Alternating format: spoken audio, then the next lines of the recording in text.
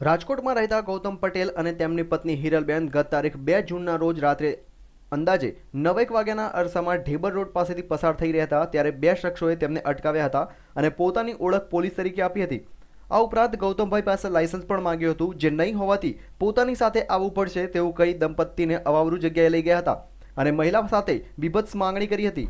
આરોપીઓએ મહિલાને તાબે નહીં થાય તો તેના પતિની હત્યા કરી દેવાની પણ ધમકી આપી હતી, પરંતુ તે જ સમયે કોઈ ટ્રકની લાઇટનો પ્રકાશ પડતા પકડાઈ જવાની બીકે બંને ત્યાંથી ફરાર થઈ ગયા હતા।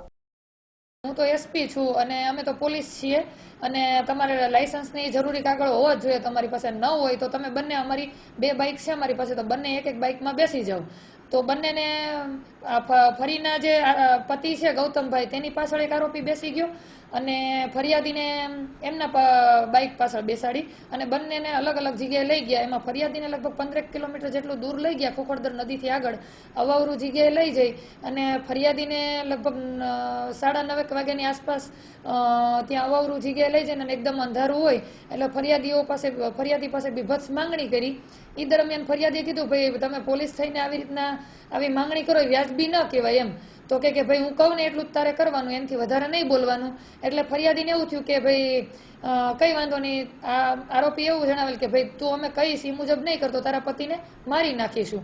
એણે એવું કીધું, ભાઈ મારા પતિને તમે મારી નહીં નાખતા, તમે કહેશો એ પ્રમાણે હું કરીશ એમ। અને હાલ તેઓ મહિલા પોલીસ સ્ટેશનમાં 3 આરોપીઓ છે। દરમિયાન આ અંગે મહિલા દ્વારા મહિલા પોલીસ સ્ટેશનમાં ફરિયાદ નોંધાવતા પોલીસે આરોપીઓને પકડવા માટેના ચક્રો ગતિમાન કર્યા હતા, જેમાં બાતમીના આધારે ક્રાઇમ બ્રાન્ચની ટીમે પોતાની એસપી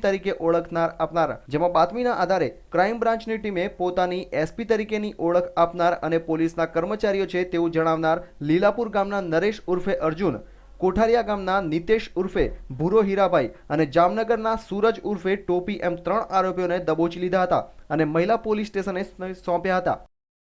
આરોપીમાં એક નરેશ ઉર્ફે અર્જુન, જે લીલાપુર ગામ અને તાલુકો જસદણ જિલ્લો રાજકોટનો છે, અને નિતેશ ઉર્ફે ભોલો હરિભાઈ, જે કોઠારિયા ગામનો છે, અને સૂરજ ઉર્ફે ટોપી કરીને છે, એ રામેશ્વર નગર કૃષ્ણા પાર્ક જામનગરનો છે। 3 આરોપીઓ હાલ અટક।